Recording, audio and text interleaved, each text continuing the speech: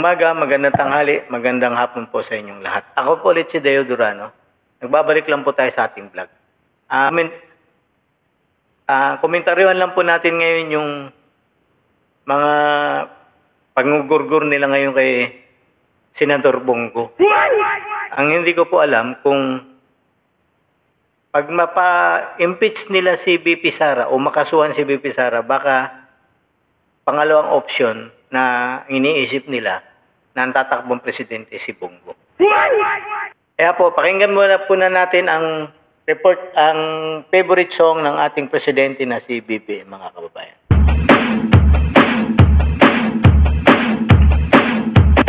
Dancing with the beat with DJ Glenn on the mix. Marcos bangag, Marcos bangag, Marcos bangag, bangag, Marcos bangag, Marcos bangag, bangag, Marcos bangag, Marcos bangag, bangag, Marcos bangag, Marcos bangag, bangag, Marcos bangag, Marcos bangag, bangag, Marcos. Yan po yung favorite song ng ating presidente na si BBM, mga kababayan. So ngayon, mga kababayan, pakinggan lang po natin itong report ng Frontline, yung TV, regarding po kay Bongo, mga kababayan. Kasi nga po, pag ginugurgur po nila ngayon si Bongo, pilit po nilang ikunik kay Diskaya. Pasasakitin naman natin ang mga ulo ng mga naglilingkod sa gobyernong ito. Ang mga switik, kawatan, mga anak ni Satanas, mga demonyo, mga walang ibang ginawa kung hindi pagpiestahan ang pera ng bayan. Magkamal ng limpak-limpak na salapi na akala mo hindi pinaghihirapan ng taong bayan ang pera na yan. Halos hindi na makakain ng mga taong bayan, makabayad lang ng tax. Anyet, ang mga nanunungkulan sa gobyernong ito, walang iba kung inatupag kung hindi pag-isipan kung paano sila makakakurakot sa ating pera ng bayan. Yun po ang nakakalungkot, mga kababayan. Wala na po talagang delikate sa mga politiko natin ngayon. Talaga pong harap-harapan na. Ngayon, magpapasa na naman sila ng budget. Paano natin masisiguro na wala na naman silang nanakawin dito? Yun ang nakakalungkot. Kasi na parang pinaikot-ikot lang po tayo eh. Ang nauna, yung pork barrel. Ay Janet Napoles. Mga 100 billion lang yata yan. Flood control, trilyon piso. Hindi pa kasama ang farm to market road dyan, mga kababayan. Na ayon sa lumalabas sa pagtatanong ni Senador Gatchalian, ang dating 15,000 per meter, ginawa nilang 348,000 per meter. Ganyan kakapal ang mukha ng ating mga nanunungkulan sa gobyerno, mga kababayan. Lalong-lalo na yung nandoon sa Kongreso, ang kakapal ng mga mukha nila. Kaya atin silang bulabugin para atakihin na ang kanilang mga ugat dyan sa ulo. Para sumabog na yung mga ugat nila at mabawasan ang mga kurakot sa mundong ito. Kaya hindi tayo umuunlad kasi nauuna lagi ang mga pangungurakot nila, mga kababayan. Pakinggan lang po natin itong report ni Jiggy Manikad, mga kababayan. Sa balita, si Gerard de la Peña. Gerard, saan sisimula ng Ombudsman at DPWH ang kanilang investigasyon dito? Jiggy, tinitingnan na nga ng Ombudsman o titingnan na ng Ombudsman at ng Department of Public Works and Highways itong mga kontratang pinasok ng mga Diskaya simula noong nakaraang administrasyon. At ayon pa nga kay Public Works Secretary Vince Dizon, mismo mga Diskaya na rin ang umamin sa isang Senate Blue Ribbon Committee hearing na nagsimulang lumago yung kanilang negosyo noong 2016. Nagkausap na raw si Dizon at saka si Remulla simula nga ng sinabi ng mag-asawang Diskaya na hindi na sila may kipagtulungan kaugnay sa investigasyon itong mga maanumalyang flood control projects. Sa panayam sa Storycon ng One News ay unang sinabi ni Ombudsman Remulla na lumago ang negosyo ng mga Diskaya matapos ang joint venture nila sa nitong St. Gerard Construction Corporation sa CLTG. Pakinggan natin ang naging pahayag ni Remulla at ni Dizon. Kinala ko sa kanila yung CLTG. Ang sinabi sa akin, never nila nakilala yung Christopher Lawrence Bongo na na CLTG, si Christopher Lawrence Tesoro ko. That's the initials of the person, the senator. Looking at their record, na puro selfie sila at puro picture sila with everybody they meet. You think it's possible? Ika nga sa Tagalog, matinik tsaka madulas. At ayaw umamin. Meron na kaming mga gagawin sa mga susunod na araw to look at those, specifically at those contracts of the Discayas during the previous administration. Kailangan mag-cooperate sila. Kung hindi sila mag-cooperate, pasensyahan tayo. Hindi ba? Ganun lang naman kasimple yun eh. Jiggy, base sa 2018 report ng Philippine Center for Investigative Journalism o PCIJ, ay nakakuha ang CLTG ng 4.6 billion pesos na halaga ng mga kontrata sa DPWH mula 2007 hanggang 2017. Sinabi na noon ng mga Diskaya na 2017 sila nagkaroon ng joint venture kasama itong CLTG para sa mga projects diyan sa Davao Region. Kumpiyansa naman ng DPWH na makukulong ang mag-asawang Diskaya dahil nakapag-rekomenda na sila ng mga kaso sa Ombudsman. At kapag naisampa na ng Ombudsman itong mga kasong ito sa Sandigan Bayan, non-bailable yan. Jiggy. At Gerard, dahil iniugnay na ngayon si Senator Bongo, ay posible ba siyang patawag ng ICI? Jiggy, ayon kay ICI Executive Director Attorney Brian Hosaka, ay titingnan nila kung dapat nga bang ipatawag itong si Senator Bongo. Titingnan nila yung mga koneksyon at saka nila imbitahan ito. At titingnan din nila yung mga ebidensya kung dapat nga bang mailagay rin itong si Senator Bongo sa ILBO o yung Immigration Lookout Bulletin Order. Jiggy. At kanina na pag-usapan sa ICI at ng iba pang mga ahensya na yung pagbawi sa ari-arian ng mga sangkot sa flood control scandal, paano raw nila ito gagawin? Jiggy, 16 na ahensya ng pamahalaan na nga yung bumuo ng technical working group para mapabilis yung pagbawi nitong mga pondo na sangkot nga dito sa mga maanumalyang proyekto at para agad na maibalik ito sa kaban ng bayan. At ang sinasabi nila dito hindi na kailangan ng court order dahil yung mga proseso susundin lamang yung mga naayon sa batas at yung mga mandato nitong mga bawat ahensyang ito. Isang example dyan, Jiggy, ay itong 13 luxury cars na hawak ngayon ng Bureau of Customs. Dahil kulang ito sa mga papeles, pwede na raw itong ipasubasta ng BOC sa mga susunod na linggo kahit wala pang court order. Dahil ito yung naaayon sa mga procedures nitong Bureau of Customs. At bukod dyan, Jiggy, meron ding hawak na 5 billion pesos itong Anti-Money Laundering Council. Kaya yun nga lang, kailangan pa itong dumaan sa korte bago ma-forfeit ng AMLAC. Yan muna latest, balik sa Jiggy. Yan ang ulat ni Gerard de la Peña. Yan mga kababayan.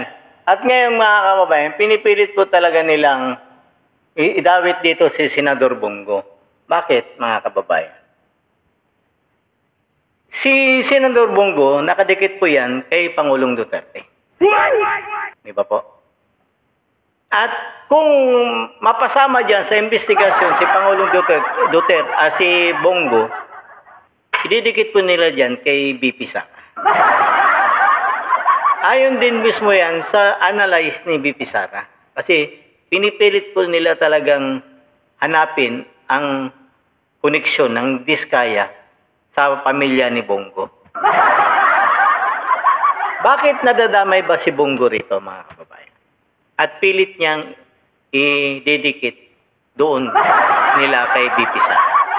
Kasi ganito yan ang nasa isip ko lang ito mga kababayan.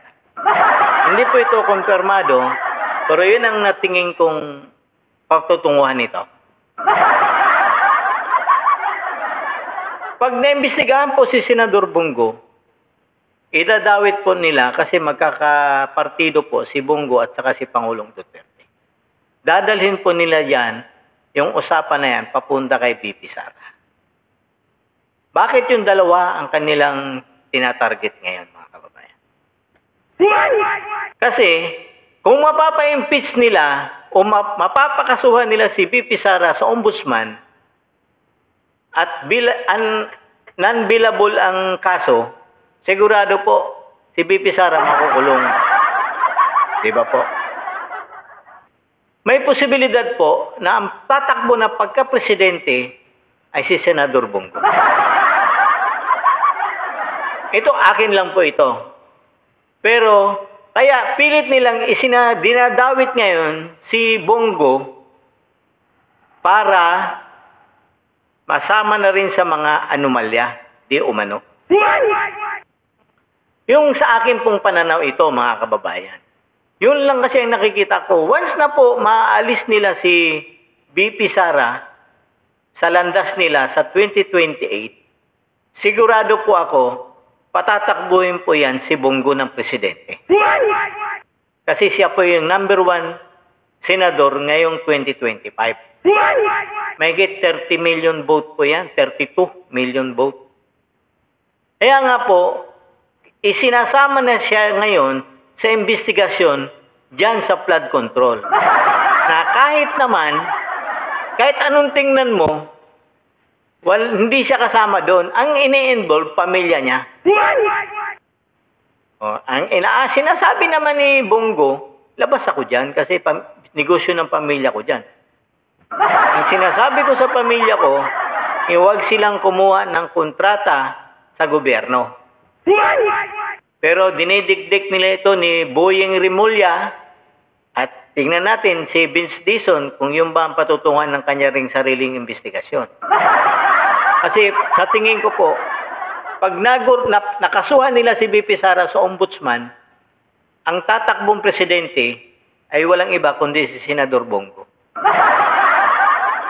Sino po ang itatapat nila kay Senador Bongo? Si Risa? Hindi mananalo kay Bongo yan. Ha? Kung hindi nila dadayain ng eleksyon, hindi sila mananalo dyan. Kasi Duterte pa rin ang tatak niya. Diba mga kababayan?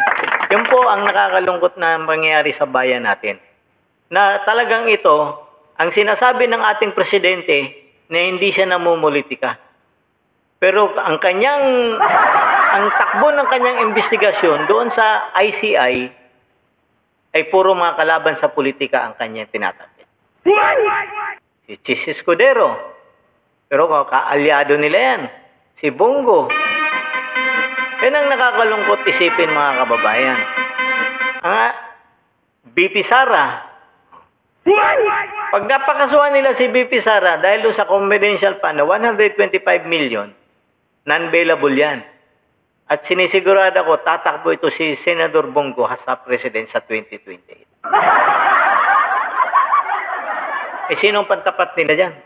Mga kababayan. Yan po ang sa akin lang pong pananaw. Sarili ko pong kuro-kurot palapalagay yan, mga kababayan. Pero sa tingin ko, hindi po malayo, kaya ginugurgur na rin po nila ngayon si Bongo. Kita mo naman kung paano magsalita itong si Trillanes, akala mo talaga may hawak siyang ebidensya. Diba po? Kung paano niya gurgurin si Senador Bongo doon sa kanyang mga statement. Diba? Mga kababayan, nakakalungkot lang talagang isipin na itong bayan natin, ayaw talaga nilang umunlad, pilit nilang hinihila pababa, mga kababayan. Yan ang nakakalungkot isipin. Si bakit? Sila mismo ang humaharang sa pag-unlad ng ating bayan. Bakit? Wala na tayong investor, mga kababayan. Nag-aalisan na. Ang sinasabi ng stock exchange, trilyon na ang nawawalang pera ng bayan natin. Anyat sasabihin ng palasyo, magandang ekonomiya natin. Yan ang OFW na lang yata ang bumubuhay sa ekonomiya natin, mga kababayan. Eh, mabuhay kayong OFW. Wala nang negosyo ritong pumapasok. Dahil sa ang daming corruption natin, kaliwat kanan. Hindi pa naumpisahan yung farm to market road. Hindi pa nga natatapos yung flood control eh. Gusto naman nilang buksan ang farm to market road. Wala pa nga napapakulong. Yung simpleng tao na nagnakaw ng mangga, napapakulong nila. Pero yung nagnakaw ng bilyong-bilyong piso, gusto pang maging state witness. Itigas na mukha. O mga kabayan, di ba? Hanggang dito na lang po muna ako. Ako po ulit si Deo Durano. Don't forget po to like and share and subscribe to my YouTube channel, Deo Durano TV 2.0. Palambing naman po. pasubscribe po ng channel ko kasi meron po akong tinutulungan na may mga autism na bata. Sana po makatulong po ako at matulungan po natin sila mga kababayan. Marami pong salamat at magandang gabi po. Magandang umaga, magandang tanghali, magandang gabi. God save the Philippines.